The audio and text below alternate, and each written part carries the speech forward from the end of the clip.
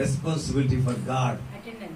Okay, so Jehovah కార్యాన్ని అశ్రద్ధంగా చేయువాడు అనే టాపిక్ మీద మనం మాట్లాడుకుంటూ నేర్చుకుంటూ వెళ్తూ ఉంటున్నాం. ఓకే, సో ఈరోజు కూడా నేను దాని సెకండ్ వాల్యూమ్ని మాట్లాడాలనుకుంటున్నాను. సో మార్నింగ్ నేను జస్ట్ నా బైబిల్ స్టడీ అయిపోయిన తర్వాత God is speaking to me to talk about this one. So దీని గురించి నాతో ఆయన సైలెంట్గా మాట్లాడుతూ ఉన్నప్పుడు సో నేను అర్థం చేసుకున్నాను, ఈ దినం కూడా దాని గురించి మాట్లాడవలసి ఉన్నది. ఈ దినం కూడా రెస్పాన్సిబిలిటీ ఫర్ గాడ్, దేవుని కొరకైన శ్రద్ధ అనే టాపిక్ గురించి మనము నేర్చుకొని పోతున్నాం. చాలా థ్యాంక్స్ అమ్మా మీకు న్యూ జాయినర్స్కి. ఓకే, ఒకవేళ ప్రభు మీరు మిమ్మల్ని నడిపిస్తే సో రెగ్యులర్గా అయినా ఇర్రెగ్యులర్గా అయినా మీరు అటెండ్ అవ్వచ్చు. ఓకే, ఇక్కడ మీరు చక్కటి వాక్యాన్ని వింటారు. ఇర్మియా గ్రంథము 48వ అధ్యాయము 10వ వచనం. ఇర్మియా గ్రంథము 48వ అధ్యాయము 10వ వచనం. యెహోవా కార్యమును అశ్రద్ధగా చేయువాడు శాపగ్రస్తుడగును గాక. రక్తము ఓర్చుకుండా ఖడ్గము దూయువాడు శాపగ్రస్తుడగును గాక. చిన్న ప్రార్థన చేద్దామా. మమ్మల్ని ఎంతో ప్రేమించిన మా ప్రియ తండ్రి, నాయన మీరే ప్రేమించి ఇచ్చిన ఈ నాయన చిన్న సౌకర్యం కొరకు వందనాలు. ఇక్కడ మేము సంఘంగా కూడి మిమ్మల్ని ఆరాధించే భాగ్యం దయచేశారు. మీరు మాకు ఇస్తున్న ప్రోత్సాహము, ఎస్పెషల్లీ 26లో మీరు మాకు ఇచ్చిన ప్రోత్సాహం కొరకు కోటి కోటి స్తోత్రములు తండ్రి. మీరు ఏమైనా చేయగలిగిన దేవుడిగా మేము నమ్ముతున్నాం తండ్రి. నేను మీ భోజనాలు ఇక్కడ పాడు వారిని మీరు సిద్ధం చేశారు ప్రభువా తండ్రి. ఆయన ఇక్కడ సర్వీస్ అంతటిని వారిని చూసుకునేటట్లుగా మీరు సిద్ధం చేశారు. ఆయన తమ స్త్రీలను నిలబెట్టుకుని మీరు చాలా చక్కగా అద్భుతంగా మాట్లాడుతున్నారు. మరిన్ని రెవల్యూషన్స్ ఇచ్చి మరింత సమృద్ధి అయిన మీ ఆత్మని కుమరించి మీ కుమారుని మరింత బలంగా వాడుకోమని ప్రార్థన చేస్తున్నాను తండ్రి. మీ దాస్తులు మీ పక్షాన్ని ఇవ్వబోతున్నాడు. దయచేసి నాకు మా అందరికీ సహాయం చేయండి. మీ చిత్తంలో ప్రభా నాయన ఈ సంవత్సరం ఈ సంఘం యొక్క ప్రభా తండ్రి నాయన సరిహద్దులను విశాలపరచుకొని ప్రార్థన చేస్తున్నాను నా తండ్రి. నేను ఈ సంఘంలో ఇంచుమించు ఒక 20 మంది కూడుకుంటున్నారు. మీ చిత్తమైతే ప్రభా ఈ సంవత్సరాంతానికి ఈ సంఘము 40 మంది కూడుకునే సంఘంగా తండ్రి ఈ సంఘాన్ని విస్తరింపచేయమని ప్రార్థన చేస్తున్నాను. కృప చూపించండి తండ్రి. అంత మాత్రం కాదు, మేము కుడి ఎడమలు ఎరగని ప్రభా ఇంచుమించు 1,00,000 మంది ప్రజలు ఉన్న ఆయన ఈ రేపల్లె పట్టణం కొరకు ప్రార్థన చేస్తున్నాం. అద్భుతం చేసి రేపల్లె పట్టణాన్ని రక్షించండి. నేను ఈ 3rd వార్డుని ప్రభా ఈ కాలనీని రక్షించమని ప్రార్థన చేస్తున్నాను. అయినా మీ వాక్యము ప్రభా మాకు ధారాళంగా దయచేయండి. మా హృదయాల్లో కార్యం చేయండి. యేసు నామమున అడుగుచున్నాము తండ్రి, ఆమేన్. ఓకే, సో ఇక్కడ ప్రసాద డ్యూటీలు అన్నీ చేస్తున్నారు. ఓకే, మీరు వీలైతే నేర్చుకొని ప్లీజ్ షేర్ ద డ్యూటీస్. ఒక పీపీసీ చేయొచ్చు. ఓకే, మీ దగ్గర ల్యాప్టాప్స్ అనుకుంటున్నాను. Try for the PPTs. Okay, so ఒక మ్యూజిక్ ఆపరేట్ చేయొచ్చు. ఓకే, తర్వాత ఆఫరింగ్ సాంగ్స్ ఖచ్చితంగా మీలో ఎవరో ఒకరో ఇద్దరు పాడండి. Okay, that should be good. Okay, కలిగితే ఎవరు తృప్తిగా ఉంటున్నారు. ఓకే, ట్రై చేయండి. రైట్, దేవుని వాక్యంలోకి వెళ్దాం. దేవుడు మనను పిలిచిన పిలుపు ఆశీర్వాదం కొరకైన పిలుపు. We should never forget. ఆశీర్వదించబడడానికి, ఆశీర్వాదానికి పాత్రులుగా ఉండడానికి ఆయన మనల్ని పిలిచారు. దేవునికి స్తోత్రం. Our call for the blessing, don't forget, never and never. ఎప్పటికీ కూడా మర్చిపోవద్దు. మన పరిస్థితులు బాగున్నా బాగోకపోయినా, మనకి ఇల్లు వాకిలి ఉన్నా లేకపోయినా, ఉద్యోగం వసతి ఉన్నా లేకపోయినా, ఆర్థిక పరిస్థితులు ఎప్పటికీ ఇంకా అరకొరగానే ఉండినా, మనము పిలువబడినది ఆశీర్వాదం కొరకైన పిలుపు. దేవునికి స్తోత్రం. చదువుదాం రండి దయచేసి. పేతురు రాసిన మొదటి పత్రిక 3వ అధ్యాయం 9వ వచనం చదువుదాం. పేతురు రాసిన మొదటి పత్రిక 3వ అధ్యాయం 9వ వచనం. ఆశీర్వాదములకు వారసులౌటకు మీరు పిలువబడితే గనుక కీడుకు ప్రతి కీడైనను దూషణకు ప్రతి దూషణైనను చేయక దీవించుడి. అక్కడ మనం తీసుకుంటున్న కాంటెక్స్ట్ ఏంటంటే, మనము ఆశీర్వాదానికి వారసులవడానికి పిలువబడ్డాము. వారసులు ఎవరో మనకు తెలుసు. ఎవరండి? తండ్రి యొక్క ఆస్తికి వారసులు తన కుమారులు కుమార్తెలైతే, పరమ తండ్రి యొక్క ఆస్తికి వారసులము మనమే. ఆయన అంటున్నారు, భూమి అందులో ఉన్న సమస్తము నాదే, లోకము అందులోని నివాసులు కూడా నా వారే, సముద్రము నాది, ఆకాశ విశాలము నాది. సో ఇవన్నీ ఆయన అయినప్పుడు బుద్ధి, జ్ఞానము, సర్వ సంపదలు నావి. ఇవన్నీ ఆయన అయినప్పుడు మనము ఆయన పిల్లలమైనప్పుడు మనము ఆశీర్వాదానికి వారసులమే గాని ఇంకొకటి కానే కాదు.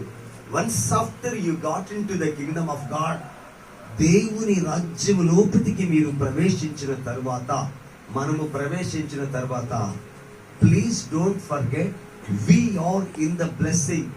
మనము ఆశీర్వాదము లోపటికి వచ్చేసాము.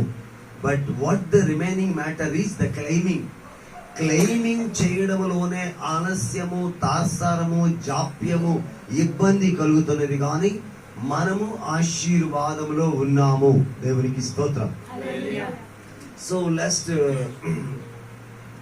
సండే నేను కొత్తపాలెం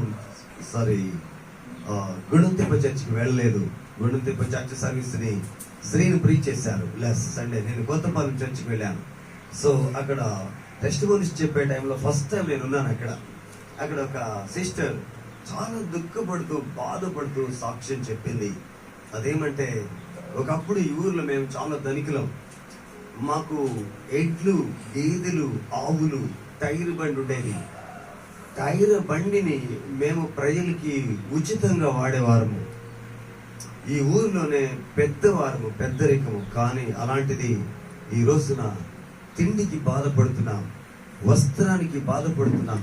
తెల్లవారి లేచిన తర్వాత బయటికి వెళ్ళి పని చేస్తే గాని సాయంత్రానికి ఇంటికి భోజనం వచ్చినట్టు. ఓకే, భర్తలు, మా వారు 2 అన్నదమ్ములు, వారిద్దరు త్రాగుబోతులు. వారు త్రాగేసేసేసి మేము సంపాదించింది కూడా ఎత్తుకుపోతున్నారు. కష్టపడి కొనుక్కున్న అదేమంటి ఉప్పు మళ్ళు బీడు భూములుగా మారిపోయినాయి. కష్టపడి ఒక బోటును కొనుక్కుంటే బోట్ ఇంజిన్ ఏమో దొంగలు ఎత్తుకుపోయారు.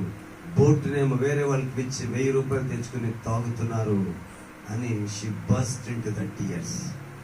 కన్నీటి పర్యంతమైపోయింది. దెన్ నేను తనను ఓదార్చడానికి ప్రారంభించి దేవుని వాక్యంలో పుట్టించి మాట్లాడుతున్నాను. మీరిప్పటికీ దేవుని రాజ్యంలో పెట్టుకు వచ్చేసారు. మీరిప్పటికే ఆశీర్వాదంలో పెట్టుకు వచ్చేసారు. మీరు రాలేదని భ్రమపడకండి. ఎలా అంటే, మీ భర్త ఇద్దరు అన్నదమ్ములు, వారిద్దరు త్రాగుబోతులే మీ కుటుంబం యొక్క దుఃఖానికి కారణమయ్యారు.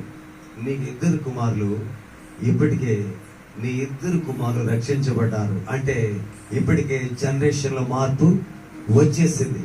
అంతకుముందు జనరేషన్ లో మార్పు కుటుంబాన్ని శాపం లోపలికి నడిపిస్తే, ఇప్పుడు జనరేషన్ లో మార్పు కుటుంబాన్ని ఆశీర్వాదానికి నాంది అవుతుంది. దేవునికి స్తోత్రం. So that once after we got into the kingdom of God, once after we got into the church of God, we should believe that we are in the blessing. Amen. We are in the blessing. Could you please raise your hand and say that I am in blessing. నేను ఆశీర్వాదములో ఉన్నాను. ఆమేన్. So మనం ఆశీర్వాదానికి వారసులవుటకు పిలువబడ్డాము. అందులో ఎలాంటి అనుమానము లేదు. మన దేవుడు ఎంతైనా నమ్మదగిన దేవుడు. మనము నమ్మదగిన వారము కానప్పటికీ కూడా ఆయన నమ్మదగిన దేవుడు. దేవునికి స్తోత్రం. కొత్తపాలెం చర్చి కన్స్ట్రక్ట్ చేస్తా ఉంది. మా ఫ్రెండ్ క్లాస్మేట్ కాల్ చేశాడు, ఏం పరం ఎక్కడున్నావు? నేను కొత్తపాలెంలో ఉన్నాను, చర్చి కన్స్ట్రక్షన్ అవుతా ఉంది అన్నాడు. నేరుగా తన భార్య 2 బిడ్డలు తీసుకుని చర్చి దగ్గరికి వచ్చాడు. కాసేపు నాతో కూర్చున్నాడు. సో లోపలికి వెళ్దాం, చర్చి చూద్దామని లోపలికి వచ్చాడు. ఏం పరం, మీ చర్చిలో ఏమైనా లేడుందా? నీ దగ్గర డబ్బు బాగానే ఉందా? నేను ఏమైనా కంట్రిబ్యూట్ చేయాలనుకుంటున్నావు అని అడిగాను. ఎందుకంటే నాకు అడగడం తెలియదు. నేను దాన్ని నేర్చుకోలేదు. I don't want to learn it. That's why our God is the king. He is the king of king ever and ever. దేవునికి స్తోత్రం. హల్లెలూయా. సో తను అడిగాడు, ఏమన్నా నీడ్ ఉందా అని. నేను అడిగాను, నీ దగ్గర డబ్బు బాగా ఉందా? నీ దగ్గర డబ్బు బాగుంటే we need an amplifier. మాకు ఒక యాంప్లిఫైర్ అవసరం. నువ్వు ఒక యాంప్లిఫైర్ ఇవ్వచ్చు. Otherwise you can give an AC. ఒక ఏసీని ఇవ్వచ్చు. లాస్ట్ మండే అనుకుంటాను తను కాల్ చేశాడు. నేను నా చెరువు దగ్గర ఉన్నాను. నేను పరం ఎక్కడున్నా? సైట్లో ఉన్నాను. సో లాస్ట్ టైం నేను వచ్చినప్పుడు నేనేమన్నా ఉన్నా అడిగాను కదా. ఓకే, నువ్వు ఐదర్ పే సిస్టమ్ ఆర్ ఏసీని కంట్రిబ్యూట్ చేయమని అడిగావు కదా. ఓకే, నేను ఏసీ కొన్నాను, మీరు వచ్చి ఏసీ పట్టుకోండి. సో నేను బాపట్లో పోయి ఏసీ పట్టుకొచ్చి కొత్తపాలెం చర్చిలో ఫిక్స్ చేశాను. ఆ చర్చి కడు పేద చర్చి. ఆ చర్చికి 14 సెంట్ల స్థలము, ఒక ఇన్ఫ్రాస్ట్రక్చర్ బిల్డింగ్, ఆ చర్చిలో AC. What can we say about God? దేవునికి స్తోత్రం. చెప్పండి, మనం ఏమని చెప్పగలం? మనం ఏమని అనుకోగలం? సర్వసాధారణంగా ఆ చర్చి బాగా ధనికమైన చర్చ్ అయితే, ఆ చర్చిలో మంచి గివర్స్, టైప్ గివర్స్ ఉంటే ఆ చర్చ్ ఎపిసోడ్ వేరుగా ఉంటుందని అనుకుంటాం. But our God who is, he can change over the stories. కథలను, స్టోరీస్ ను మార్చగలిగిన దేవుడు. ఆమేన్. He can. That's why our call is the call for the blessing. మన పిలుపు ఆశీర్వాదము కొరకైన పిలుపు, మన పిలుపు దీవెన కొరకైన పిలుపు. అంతేకాదు అబ్రహాముతో అంటున్నాడు, నేను నిన్ను ఆశీర్వదిస్తాను. You should be as the blessing. నీవే ఆశీర్వాదముగా ఉంటావు. ఆమేన్. దేవునికి స్తోత్రం. హల్లెలూయా. చెప్పండి, ఏమది? నీవే ఆశీర్వాదంగా ఉంటావు. You should be as the blessing. మనమే ఆశీర్వాదము.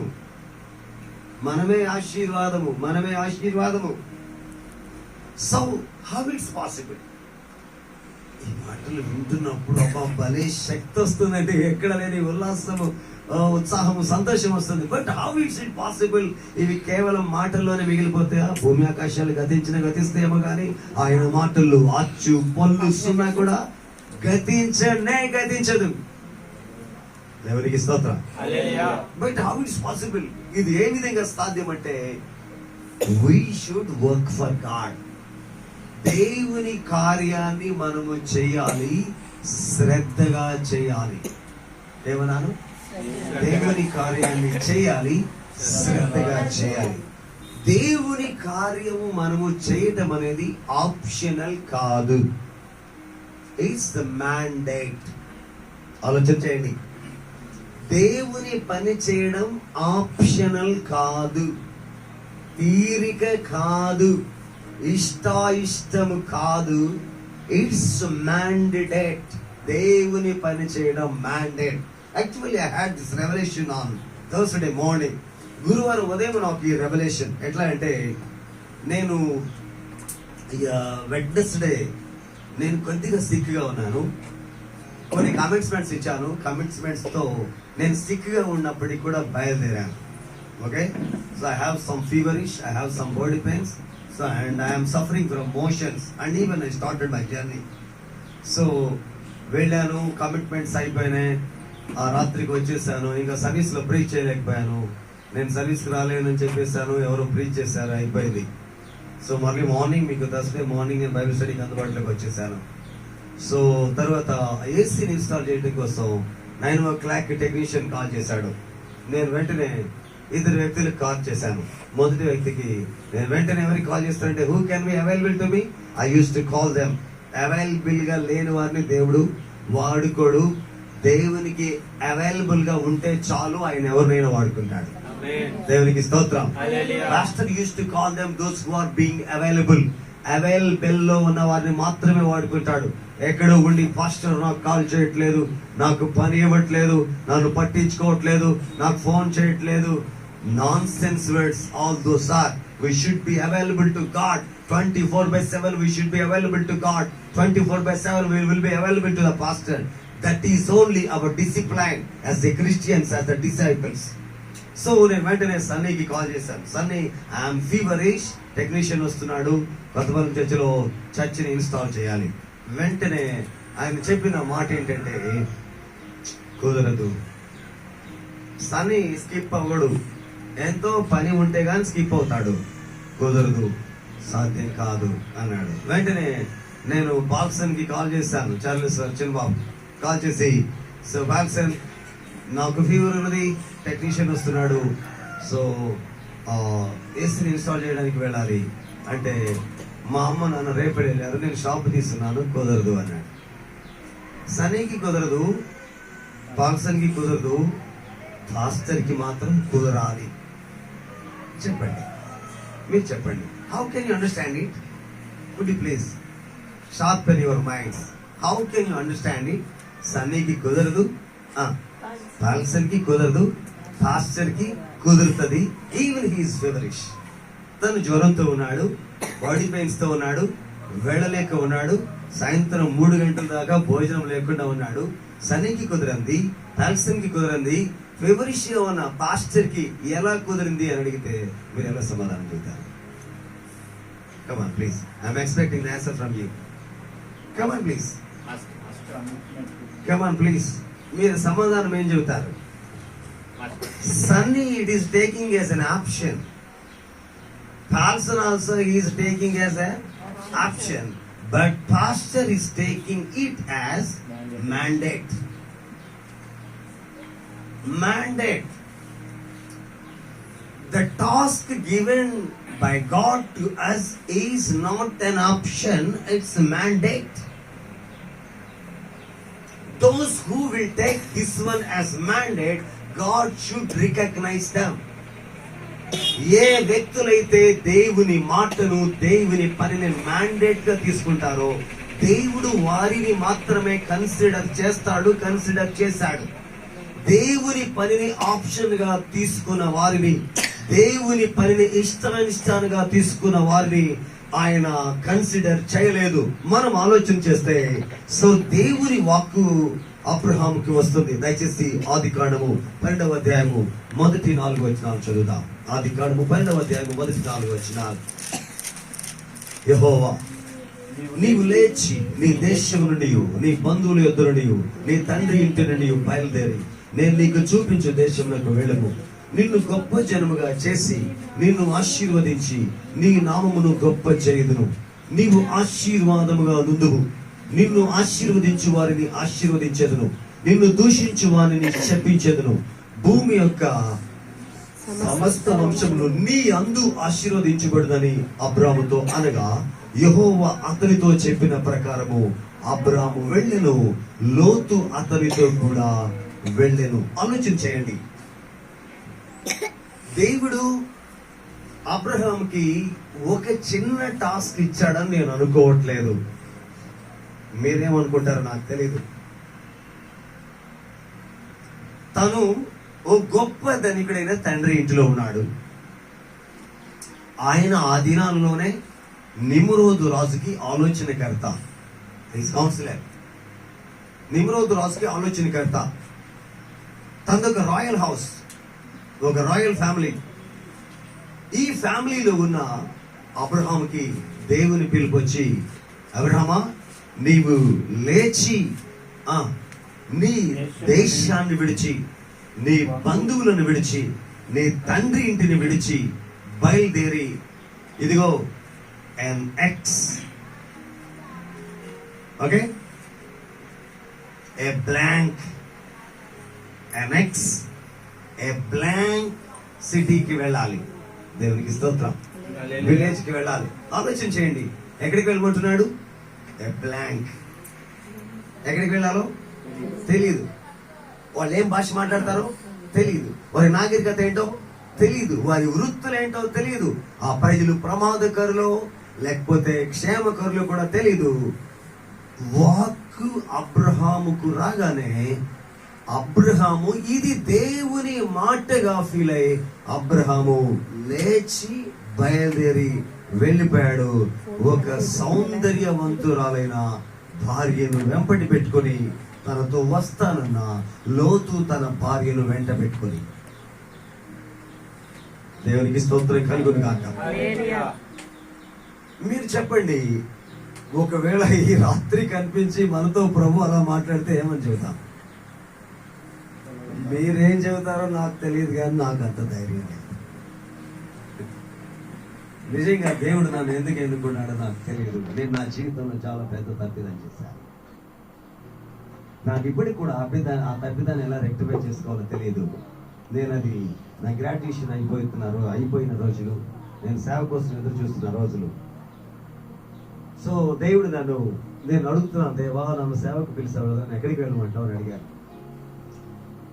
దేవుడు నాతో ఒక చిన్న వర్డ్ మాట్లాడాడు, బోధిలి అని చెప్పాడు. నాకు తెలియదు ఆ ఊరు ఎక్కడుందో. నేను వెంటనే అప్పట్లో పోస్ట్ ఆఫీస్ ఉండేది, గోపి దగ్గరికి వెళ్ళి, గోపి గారు బోధిలి అనే ఊరు ఎక్కడైనా ఉందా అని అడిగాను. అని అడిగితే ఆయన చెప్పాడు, లేకవయ్య ఉంది, ప్రకాశం జిల్లాలో ఆ కందుకూరు ప్రక్కన ఉన్నది. సో అది బదిలీ కూడా ఒక మున్సిపాలిటీ, చిన్న పంచాయతీ ఏం కాదు అని చెప్పేసి అన్నాడు. సో దేవుడు బదిలీ అనే పేరు చెప్పాడు, కానీ నేను బదిలీ వెళ్ళలేకపోయా. వెళ్తే ఎలా ఉండేదో. నేను దేవునికి ఎప్పటికీ ఒక అవిధేయుడను. ఇప్పటికి కూడా ఆ విషయం ఎప్పుడు నా మైండ్లో ట్రిక్ అవుతూ ఉంటుంది. దేవా నాకు అలాంటి వెసులుబాటు ఇస్తే ఒకవేళ నేను ఇక్కడి నుంచి ఈ ప్రజలందరినీ విడిచిపెట్టి వెళ్ళిపోతాను. నాకు ఒకవేళ అలాంటి వెసులుబాటు కలిగించండి. ఇప్పుడు ఏమైపోయింది, కాళ్ళు చోటు ఇరుక్కుపోయినాయి, చేతులకు చోటు ఇరుక్కుపోయింది, మాంసం చోటు ఇరుక్కుపోయింది, పేరెంట్స్ వైపు, సంఘాలు 4 సంఘాలు ఒక వైపు. వీటిని విడిచిపెట్టి వెళ్ళాలా? వెళ్తే వీటిని ఎవరికి హ్యాండిల్ చేయాలి? సామర్థ్యము నమ్మకం కలిగిన వారు ఉన్నారా? ఇన్నాళ్ళు కష్టపడి చేసిన సేవ ఏం కాను? Big questions in my mind. నేను అందుకే అంటున్నాను, మీకు అందరికీ సామర్థ్యం ఉందేమో కానీ నాకు మాత్రం సామర్థ్యము లేదు. నన్ను క్షమించండి, దేవుడు నా మాటలు క్షమించను కాక, దేవుడికి స్తోత్రం కలిగిన కాక. కానీ అబ్రహాం అలాంటి వాడు కాదు. He take the God's word as the command. He take the God's word as the duty, mandate duty. ఇక్కడ మనం ఆలోచన చేస్తే మనం ప్రార్థన చేస్తాము, దేవా అబ్రహాము దీవించావు కదయా, నన్ను కూడా దీవించు ప్రభువా. అబ్రహాము తోడున్నావు కదయా, నాకు కూడా తోడుండు ప్రభువా. అబ్రహాముతో మాట్లాడావు కదయా, నాతో కూడా మాట్లాడాయా. మనతో అసలు ఏమని మాట్లాడాలి ఆయన? చెప్పండి, ఏం సరే మనము ఏం చేశామని మాట్లాడాలి ఆయన? మన మనసు ఎలాంటి మనసుని మాట్లాడాలి? మనం ఇవాల్టి వరకు కూడా we are taking the word of God as the option itself. నచ్చితే చేద్దాం, లేకపోతే లేదు. సాధ్యమైతే చేద్దాం, లేకపోతే లేదు. నచ్చితే విందాం, లేకపోతే లేదు. ఇవాల్టి వరకు కూడా మన యాటిట్యూడ్ అదే. కానీ మనం మాత్రం, నువ్వు అబ్రహాముకు సహాయం చేశావు, అబ్రహామును ఆశీర్వదించావు, నన్ను కూడా ఆశీర్వదించనంటాం. నేనైతే అనుకుంటున్నాను, all these are the foolish prayers. ప్రభువా నన్ను మీకోసం వాడుకోండి ప్రభువా, వాడబడే సామర్థ్యం ఇవ్వండి ప్రభువా. దేవుని కోసం వాడబడాలి, దేవుని పని చేయాలి. దేవుని పనిని కూడా ఆప్షనల్ గా కాదు, మ్యాండేటరీగా చేయాలి. దేవునికి స్తోత్రం. శ్రద్ధగా కాదు, అశ్రద్ధగా కాదు, శ్రద్ధగా చేయాలి. సగం కాదు, సంపూర్ణంగా చేయాలి. వారెవరూ చేయట్లేదు, వీరెవరూ చేయట్లేదు, నా శరీరం సహకరించట్లేదు, నా కుటుంబం సహకరించట్లేదు. No no no no no no these words. We should do the God's work mandatorily, full-pledgingly. So Abraham అలా చేసినట్టుగా కనిపిస్తాడు. అబ్రహాం నోటి నుండి వచ్చే మాట ఏంటంటే చిత్తము. ఆదికాండము 22వ అధ్యాయం 1వ వచనం. ఆదికాండము 22వ అధ్యాయం 1వ వచనం. ఆ సంగతులు జరిగిన తర్వాత దేవుడు అబ్రహామును పరిశోధించాడు. ఎట్లనగా ఆయన అబ్రహామా అని పిలువగా అతడు చిత్తము ప్రభువా అనెను. ఆలోచన చేయండి. All the time I use to think about this word. ఈ మాట గురించి నేను ఎప్పుడు ఆలోచన చేస్తూ ఉంటా. ఏమంటే అది దేవుడు అబ్రహామా అని పిలవగానే మీరేమంటారు? ఒకవేళ మీ హస్బెండ్ రంజిత అని పిలుస్తారు అనుకో, శామ్ సారు ఏమండి వస్తున్నారండి అంటారు, అంతేనా? దేవుడికి స్తోత్రం. ఏం స్నేహ అంతేనా? అంతకంటే ఎక్కువ అంటారా? ఏం కరుణ అంతకంటే ఎక్కువ ఏమని అంటారా? కానీ అబ్రహాం ఏమన్నా తెలిసిన, చిత్తం అంటే మీరేం చెబుతారో అది చేసేస్తా. చిత్తం మీరు చెప్పండి, నేను ఒక పని చెబుదాం అనుకుంటున్నాను, చేస్తావా అంటే మీలో ఎంతమంది చేసేస్తానంటారు? మీరందరూ మంచి వాళ్ళు, నేనైతే అనను. నేనైతే అనలేదు, ఎందుకంటే ఎంత పెద్ద పని అప్పగిస్తారేమోనన్న భయం, ఆ పని నేను చేయగలను లేదు అనే భయం, ఒకవేళ కమిట్మెంట్ తీసుకుంటే నేను ఫెయిల్ అవుతానో పాస్ అవుతానో అనే భయం. కానీ జాగ్రత్తగా వినండి, అబ్రహామా అని పిలవగానే ఉన్నాను లేను అని చెప్పట్లా, ఏమంటున్నాడు? చిత్తం. దెన్ ఈయన చిత్తం అని అన్న తర్వాత దేవుడు అబ్రహామునికి ఏమన్నా చిన్న పని అప్పగించాడా? అబ్రహామా, ఒక్కడైన నీ కుమారుడు నీవు ప్రేమించు ఇస్సాకు తీసుకుని నేను చూపించే పర్వతాల్లో ఒక పర్వతం మీదకి తీసుకువెళ్ళి నీవు తనని దహన బలిగా అర్పించాలి అని చెప్తే ఆయన అంటున్నాడు చిత్తం. నోరు తెరిస్తే చిత్తం, నోరు తెరిస్తే చిత్తం, నోరు తెరిస్తే చిత్తం. ఒకవేళ అబ్రహాముని మన ప్రక్కనే ఉంచుకొని మన సంగతి ఏమిటని ఆలోచన చేస్తే, చూస్తా, ఆలోచిస్తా, చెప్పండి ఏం కాదు, చూస్తా, ఆలోచిస్తా, ప్రయత్నిస్తా, కుదరట్లేదు ఏమంటారు మనందరి నోటిలో పట్టించి వచ్చే మాటలు. కానీ అబ్రహాము అలా కాదు, చిత్తం. He is taking as the word of God as the commandment. It's a saman, ఒక ఆజ్ఞలాగా,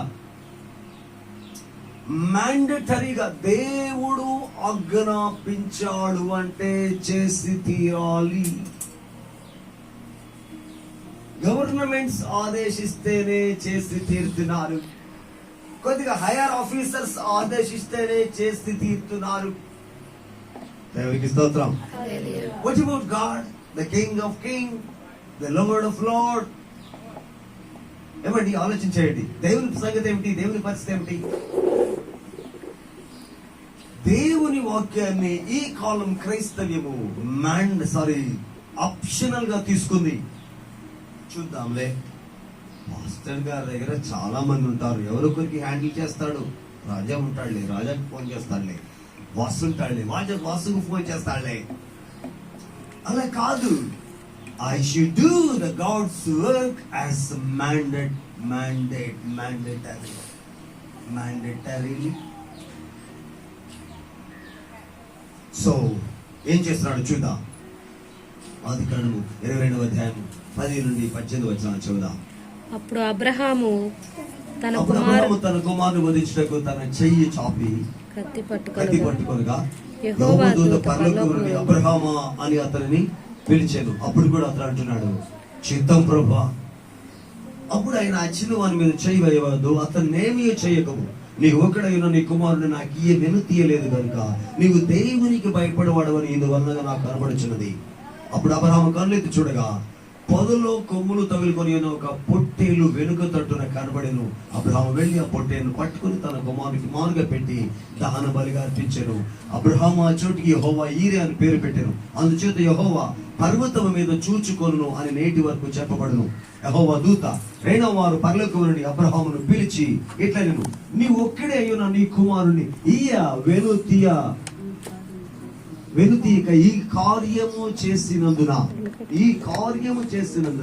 నేను నిన్ను ఆశీర్వదించి ఆకాశ నక్షత్రముల వలెను సముద్ర తీరం అందరి ఇసుక వలెను నీ సంతానమును నిశ్చయంగా విస్తరింపచేతును. నీ సంతతి వారు తమ శత్రువుల గవిని స్వాధీనపరుచుకొందురు. మరియు నీవు నా మాట వినినందున భూలోకములోని ఈ జనములను నీ సంతానం వలన ఆశీర్వదించబడ్డాని నా తోడని ప్రమాణము చేసి ఉన్నానని యెహోవా. అబ్రహాముతో పాటు మనందరిది కూడా ఆశీర్వాదానికి వారసులు అవడం కోసం పిలువబడిన పిలిపే. మర్చిపోవద్దు,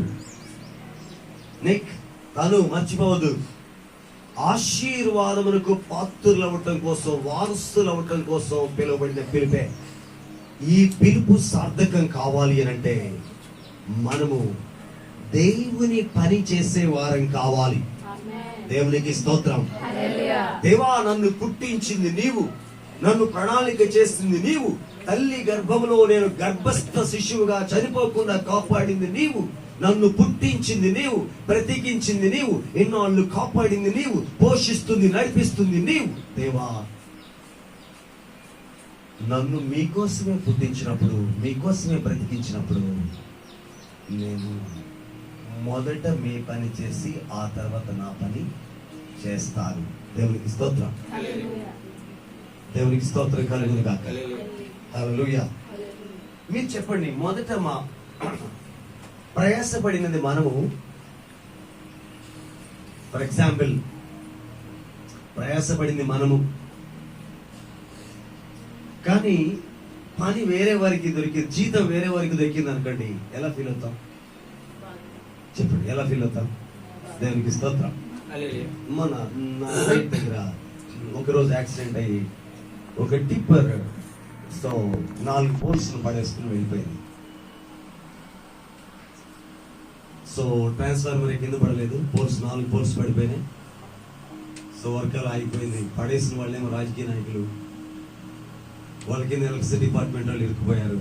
సరే, నేను వెళ్ళాను సైట్కి. ఆ రాజకీయ నాయకుడు ఇంకేముందో వచ్చి నేను జంప్ చేసేస్తాను, మీరు వెళ్ళిపోండి అన్నాడు.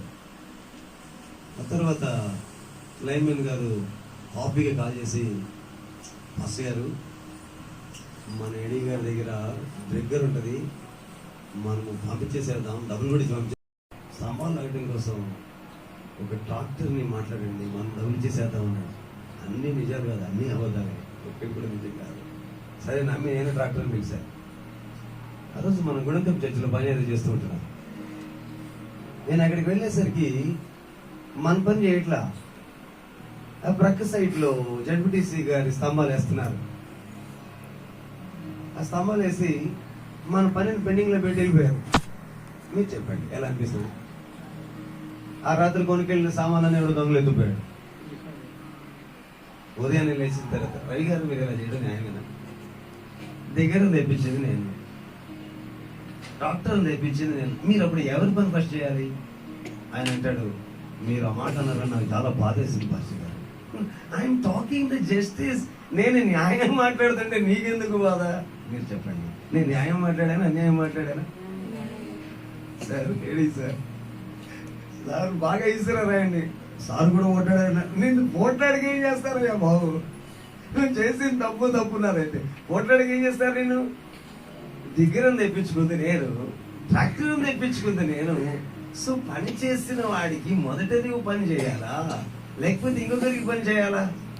దీన్ని మైండ్ లో పెట్టుకోండి. పుట్టించింది ఆయన, బ్రతికించింది ఆయన, కాపాడింది ఆయన, పోషిస్తుంది ఆయన, నడిపిస్తుంది ఆయన. ఇవాళ వరకు సజీవ లెక్కలో ఉన్నామంటే మనం ఆయన వల్ల ఉన్నాం. Then homework shall we do first? మీరు చెప్పండి, మనము ఎవరి పని చేయడం న్యాయం? మొదట దేవుని పనిని చేసిన తర్వాత ఆ తర్వాత మన పని చేసుకోవటం న్యాయం. కానీ మనం ఏం చేస్తాం? మొదట మన పనులు అన్నీ చేసేసుకున్న తర్వాత ఏమన్నా సమయం ఉంటే అప్పుడు చూద్దాం, ఆలోచిద్దాం, ప్రయత్నిద్దాం. ఇది దేవుని కార్యాన్ని శ్రద్ధగా చేసింది అవుతుందా, అశ్రద్ధగా చేసింది అవుతుందా? దేవుని వాక్యం అంటుంది, దేవుని కార్యాన్ని అశ్రద్ధగా చేసేవాడు శాపగ్రస్తుడు అవుతాడు. ఆశీర్వాదానికి వారసులు అవటం కోసం మనకు పిలువబడిన పిలుపైతే మనము దేవుని పనిని ఆప్షనల్ గా తీసుకోవద్దు, మ్యాండేట్ గా తీసుకుని, నేను మొదట నిన్ను ప్రేమిస్తా, నేను మొదట నీకోసం బ్రతుకుతా, నేను మొదట నీ పని చేస్తా, అప్పుడు దేవా నన్ను ఆశీర్వదించమని అడుగుతా. ప్రభు మనందరికీ సహాయం చేసి నడిపించును గాక. కళ్ళు మూద్దాం, ప్రభుత్వం మాట్లాడదామా?